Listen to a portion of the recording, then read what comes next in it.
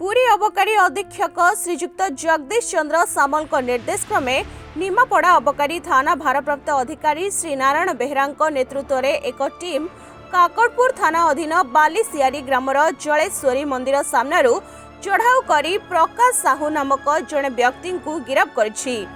तेबे प्रकाश साहू निकटरू 16 किलोग्राम गंजेई जबत कर निमापड़ा अबकारी थाना रे एक मामला रुजु करी प्रकाश को कोर्ट चालाण करा तेबे तांको जामीन नामंजूर हेबारु तांको निमापड़ा उपकारागार को पठा जाइछि। तेबे जबत गंजेईर मूल्य प्राय 1,60,00,000 टंकार ऊर्ध्व हेबो बोली जणा पड़ुछि। ए चढ़ाऊ रे अबकारी श्री जितेंद्र कुमार बेहरा, तपन कुमार प्रधान, स्वागतिका घड़ई प्रमुख सामिल थिले। पुरीरू विजय पटनायक रिपोर्ट, दिनलिपि लाइव।